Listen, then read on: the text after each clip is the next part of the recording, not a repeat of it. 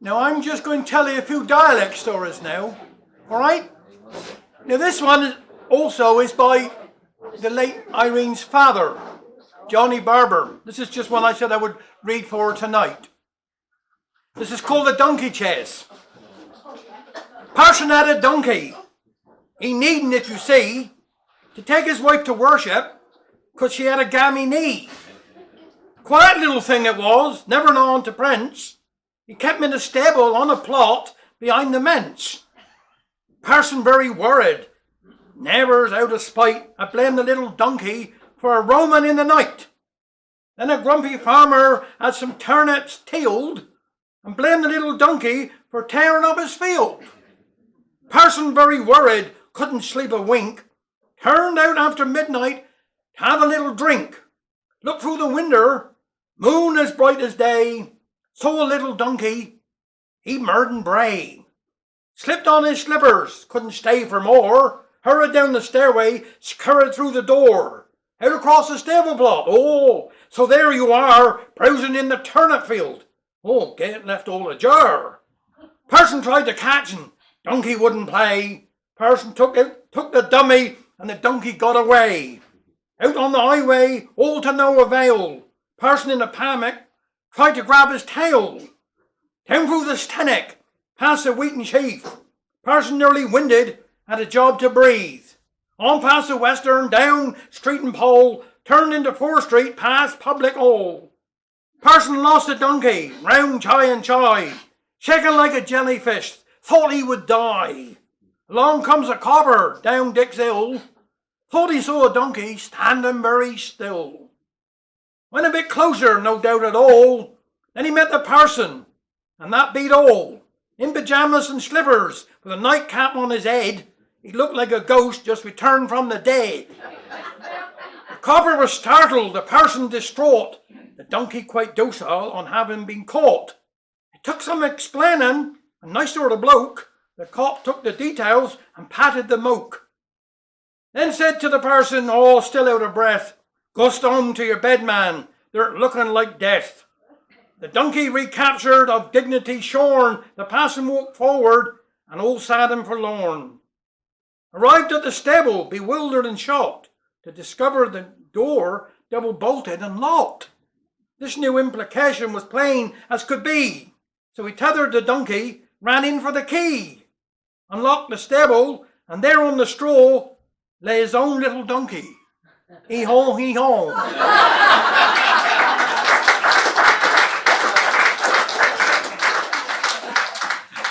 Now this one's called Proud to be Cornish. After having dug to a depth of 10 feet last year, Australian scientists found traces of copper wire dating back 200 years and come to the conclusion that their ancestors already had a telephone network more than 150 years ago. Not to be outdone by the horses, in the weeks that followed, an American archaeologist dug to a depth of 20 feet, and shortly after, a story was published in the New York Times. American archaeologists finding treasures of 250-year-old copper wire have concluded that their ancestors already had an advanced high-tech communications network 50 years earlier than the Australians. 1 week later, the council in Cornwall reported the following. After digging as deep as 30 feet in St. Just, Denzel Pemberthy, a self-taught archaeologist, reported that he found absolutely bugger all. Denzel has therefore concluded that 250 years ago, Cornwall had already gone wireless.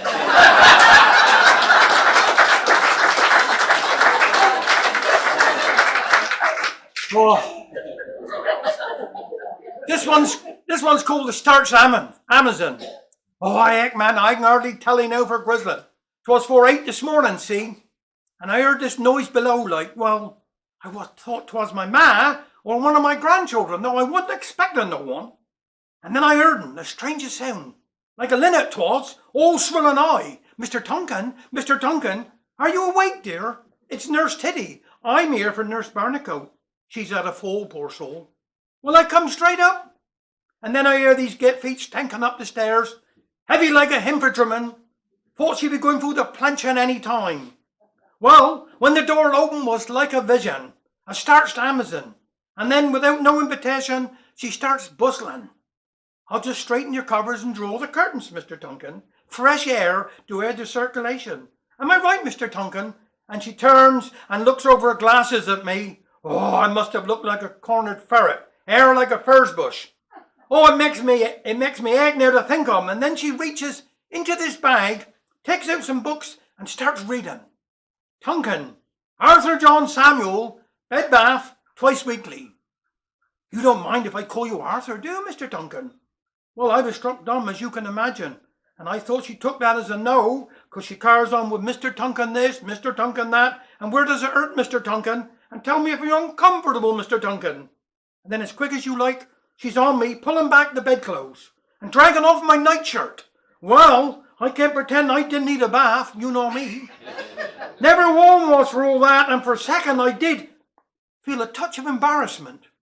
But then she started soaping up, and I forgot all about him.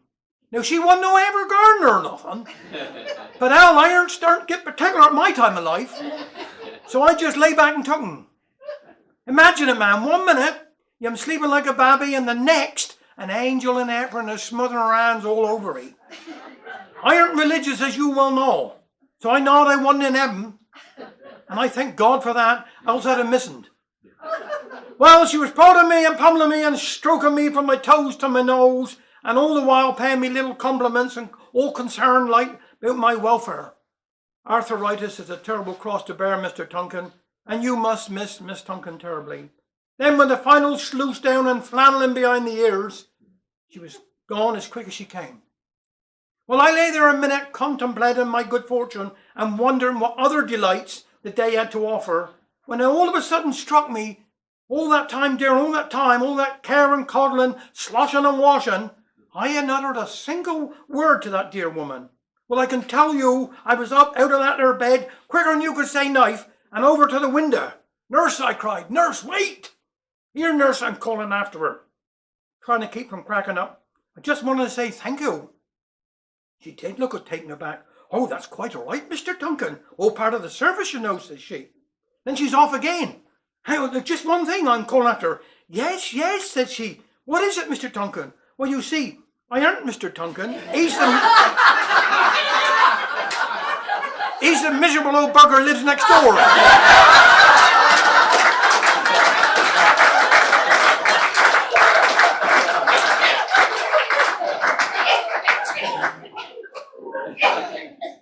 Times have changed, said father, but not the people. I can remember when 'twas some handsome Camborne Saturday night. See some you to know, and the shops was open till 11 o'clock. I was up there one night when everybody was rushing up top of Tallywarren Street. I soon found out what 'twas the matter, said father. A donkey had tumbled down dead.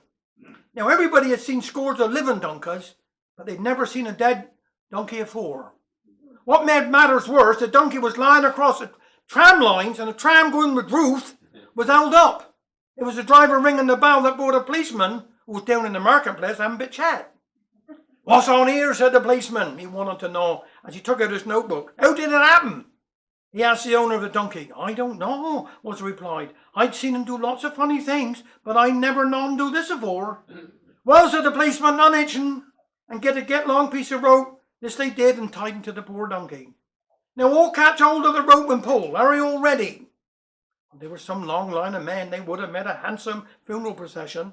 And then they pulled the poor old donkey down the street. Turning to Gas Street, shouted the policeman. Upon that, the large gentleman asked the question, well, what's the idea of making us pull that poor donkey all the way down here? Well, 'tis like this here, replied the policeman. I got to put down in my report where the donkey was found, and I can't spell Tallywarren Street.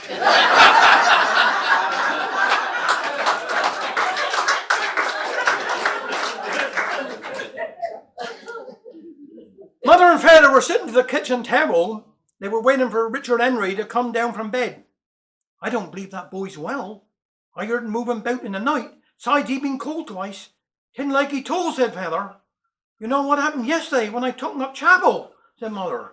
We only got to the first hymn when he said he was feeling sick. I told him to run out long, and if he's feeling better, come in again. and if he's worse, go on home. Well, we didn't finish them afore he was inside me again.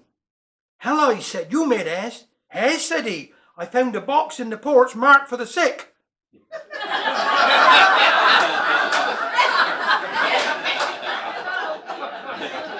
I aren't feeling too good myself, said Mother. I walked too far, I did. Last night I went up Trancrom and wasn't I thirsty. I stopped and asked a woman what to keep a little small old un for a cup of drink. Oh, we'll have a drop of milk, she asked. Yes, said I, yes. Thank you very much. So she brought out some milk in a small bowl. I thought 'twas some funny drink from a small bowl, but I was chagging. After a while, a little pig come up and started rubbing against my legs. Dear little thing he was. I said, do you think that little pig deny me? I've been up here heaps of times. Don't know about that, replied the woman, but he do know that's his bowl.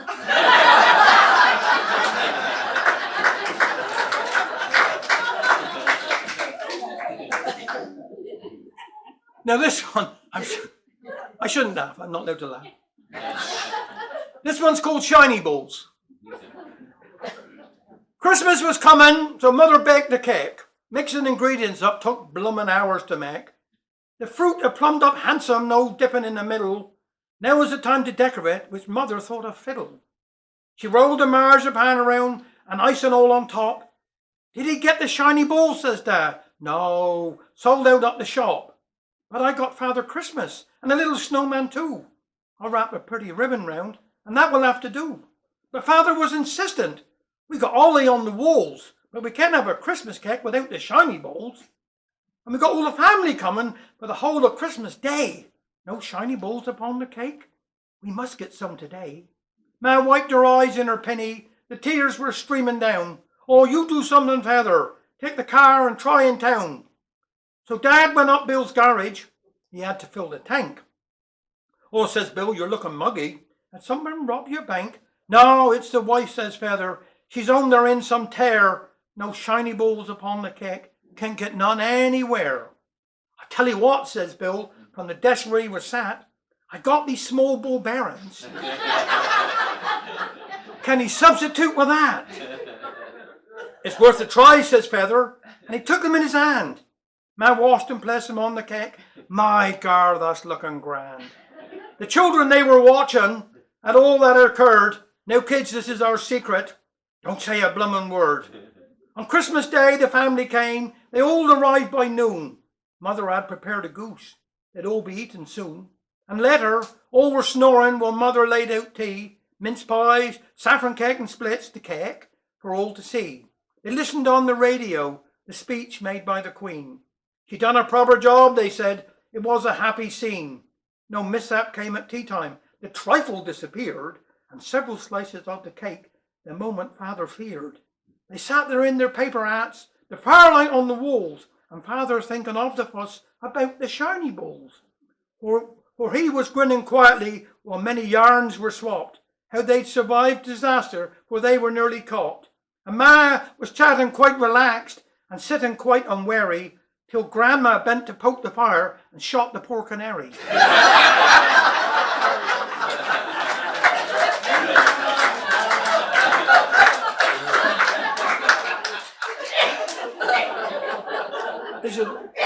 This one's called Expectant Father. Am I all right for 5 more minutes yet? Expectant Father rang the Trellis maternity unit to see how his wife, who had gone into labour, was getting on. By mistake, he was connected to the county cricket ground. How's it going, he asked. Fine, came the answer. We got 3 out and hope to have the rest out before lunch.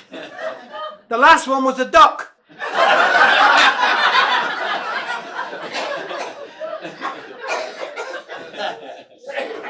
A farmer near St. Just saw a stranger drinking from a stream. He shouts, "What's on? What's on? He don't want to be drinking that. It's full of horse pee and cow doings."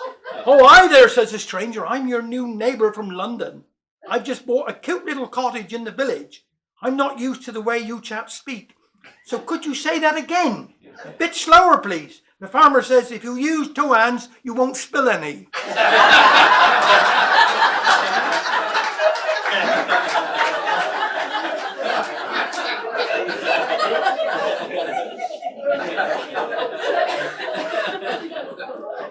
one's cold comfort. Oh, it's getting colder, Jan remarked. I can feel it in my bones. My feet are always first to towel, they're like the piper stones. Poor Ada gets the worst of them, because when we goes to bed, she'd a mutter about the concrete blocks and a push against her leg. I've tried all sorts of them through the years, from things that I've been told. You get these here fancy thermals, but they're dearer, boy, than gold. Then Willie John said, do like me when the chill of winter bites. The best thing of the lot, my son, is a pair of woman's tights. So I went and asked my Ada, of course. She had to make me squirm. Well, Jan Travaska, she replied, I believe you're on the turn. You better take your fancy from the Aaron cupboard shelf, but if you want them black and sexy, you can buy them for yourself. Next morning, pulling turnips, and the wind was like a knife, but my legs and feet was cosy, thanks to my beloved wife. You're chirpy, Jan, said Henry. How's your darling Ada May? Oh, she's fine, I said, and feeling extra close to me today. Perhaps Henry's horse was listening, he decided to be cute, and bolted with the turnip cart, and me in hot pursuit. Well, as he done a rest and turn, I heard the tailgate crack, and 50,000 turnips come a-flying out the back. Oh, my foot, oh, my leg, I was in some sorry state. The boys run round and hiked me up, but I couldn't take my weight. Each time I tried to stand up straight, the pain was getting worse, so we hobbled off down along the road to see the district nurse. The next thing I remember was on this big settee, Nurse Florence Panalula was there fiddling with my knee. I better take a look, she said, while grinning through her teeth, and I suddenly recalled what I was wearing underneath. As I lashed around, she said, come on, don't be shy. She whipped away me trousers in the blinking of an eye. Then silence while I waited for a giggle or a scream, but Florence Panalula wasn't nowhere to be seen. Then her voice off in the corner said, I'm writing up my notes in case of complications and the need for antidotes. Though I feel this diagnosis should be written up in lights. Minor bruising round your ankles and a ladder in your tights.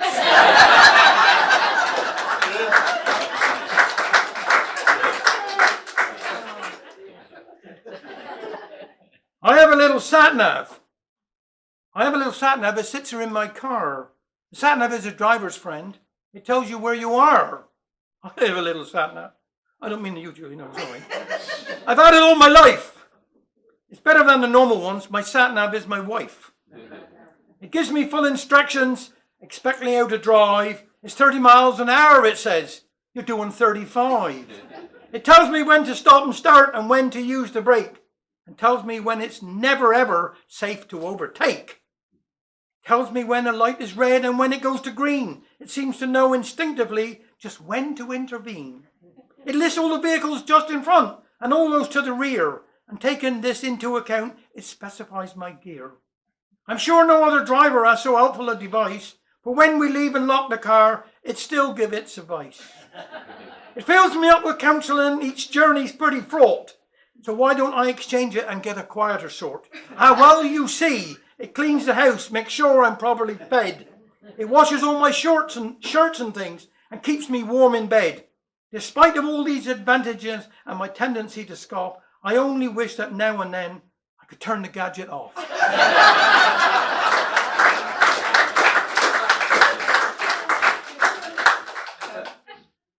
It was a quiet night. This is in Ale now, all right? I got to say.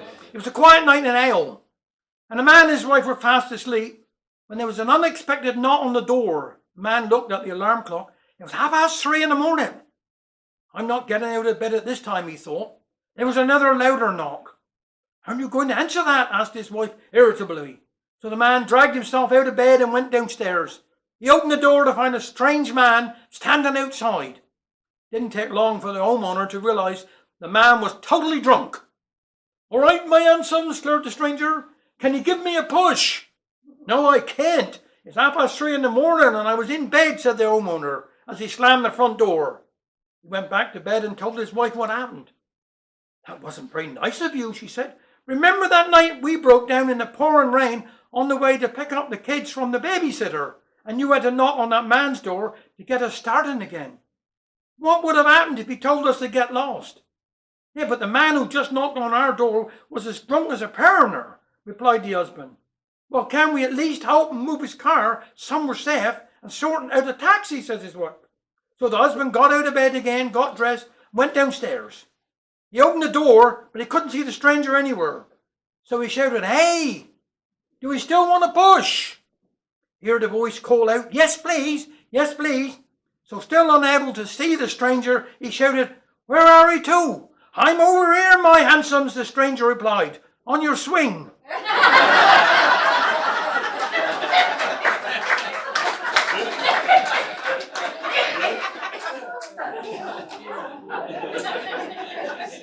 A man from Bude, decided to become a monk.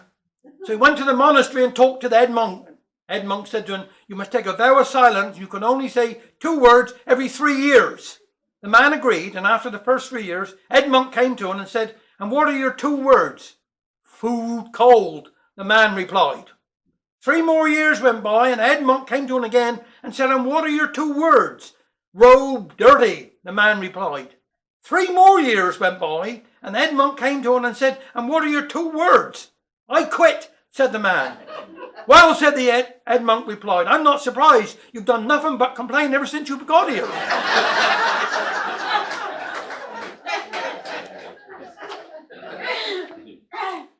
Now this one's called Relations.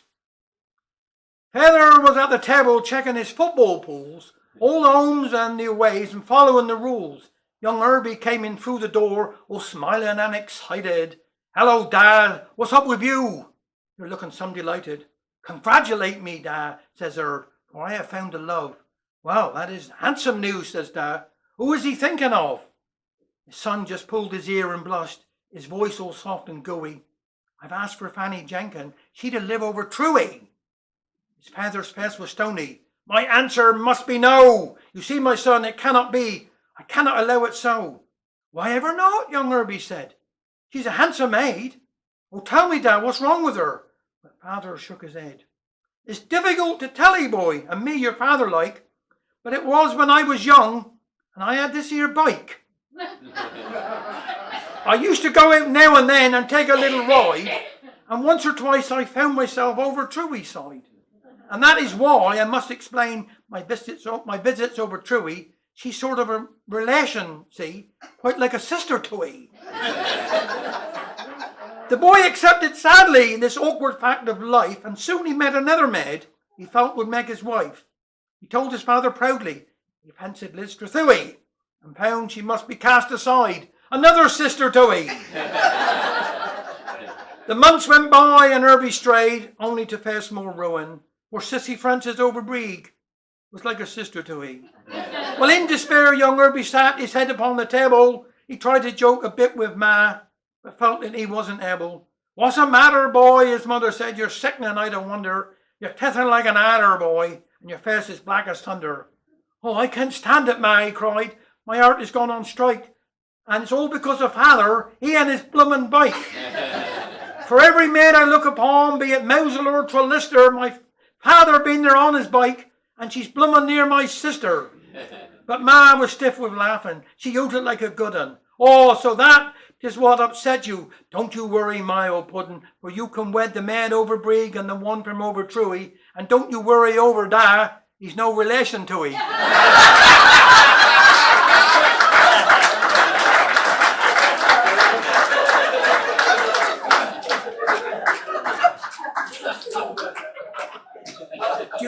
Do you want another one? Or go?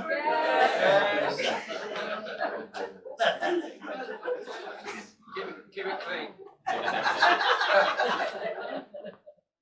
I had the flu. I lay sick in my bed. I was aching all over from my toe to my head. Then my friends came to see how I was doing. And when they all went, I felt like a ruin. The first to come was Mary Jane. "Hello," she said. "Oh, here I've got such pain. Going down through my chains, and you'll never believe it, I can't find nothing at all that seems to relieve it. Still I must suffer in silence and not make a fuss. Oh, look, here's Emily, just come off the bus." Said Emily, "I must say, you're looking all right. As for me, well, I tell you, I was up after night, feeling all wish with a pain in my belly, while my legs, they seemed to be made of jelly. Then in comes Agnes, with a woeful expression. Oh, I'm feeling mortal. I got this here depression. That comes when I've a lot of housework to do. You ought to be thankful you only got flu. Says Edith, I'm under the doctors 'cause I can't breathe. When I run for the bus, my own bosom's to heave. He says to lose weight, but you know that's absurd. He'd know I'd pick at my food like a bird. Is that a box of chocolates? They're in your reach? Pass me the coffee cream. And then I'll try the peach. And perhaps I'll have a biscuit or two. Oh, I nearly forgot. What's the matter with you? And so they sat happily all around the bed, comparing their complaints, till someone said, my soul, look at the time. Come, girls, we must fly. We've got a hectic night at the WI.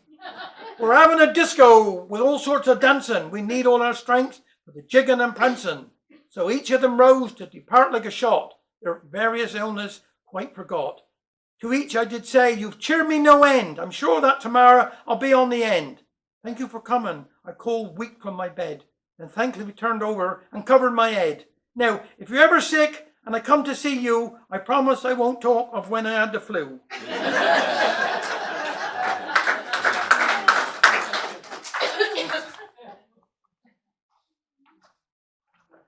This is a... Oh, I'll do this one, but this is one of mine. I mean, I do write a few, but you know, you might not laugh at these. Hello, this is Going Beach. Hello, says Mother. Now, is that you, my handsome? I'm sorry, couldn't ring yesterday. I'd been that poorly with his hypothermia.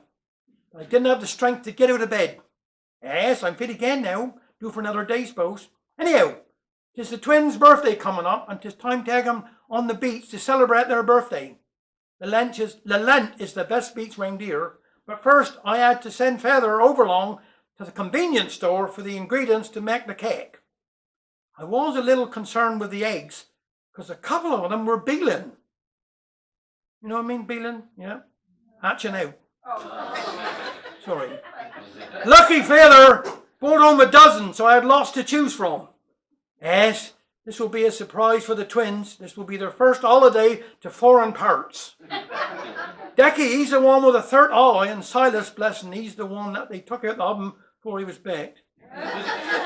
Mind you, they just say there's nothing better than mixing up all the ingredients for cleaning your dirty hands. Took hours it did, mixing up. How we done it in the end, and the cake plumbed up some handsome. Now to find somewhere to hide the cake, with the bread and dippy, or nicey, Feather says in the bed of the buffet, that's the bottom shelf of the corner cupboard. But I'd reckon under the spence. On the day Mother got the cake and all the nicety out from under the spence, Feather got a pitcher of far from the fresh of water for the children.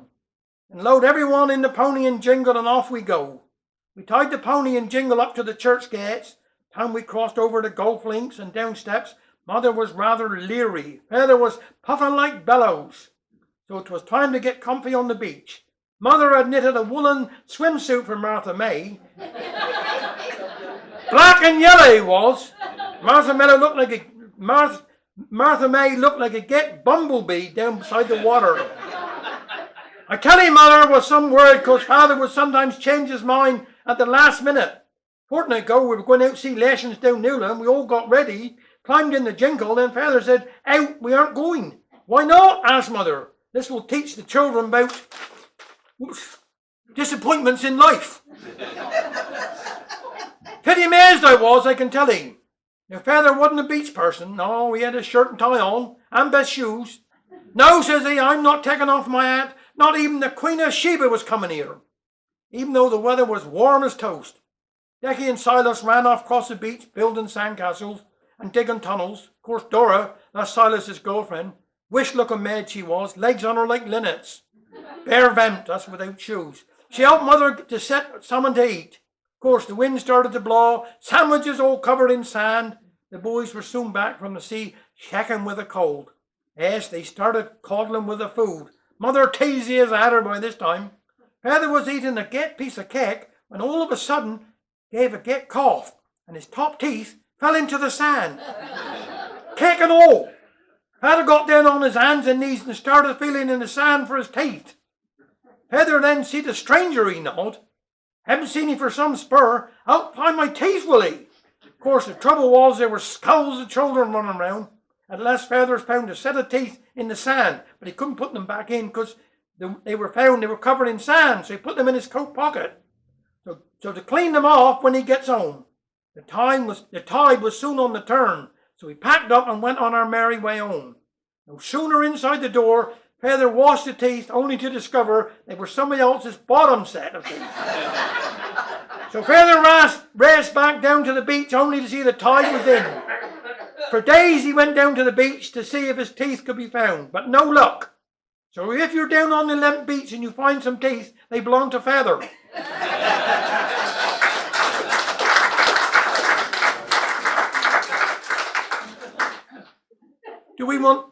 Is that enough or what?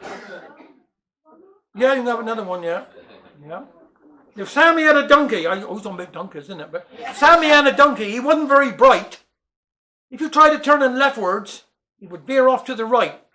Sometimes he would gallop and sometimes he would crawl. And he sometimes dig his heels and he wouldn't go at all. His eyes was different colours and he only had one ear.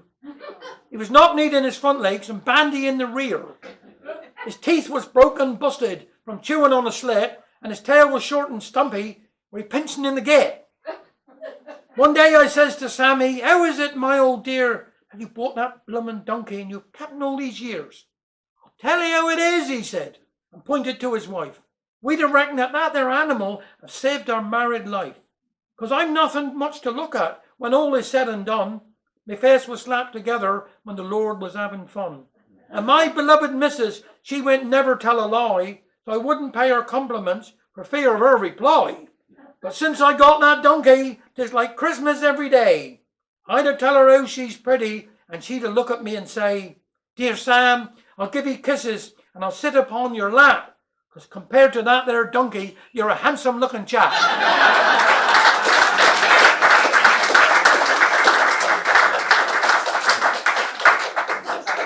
Well, I hope that you've enjoyed the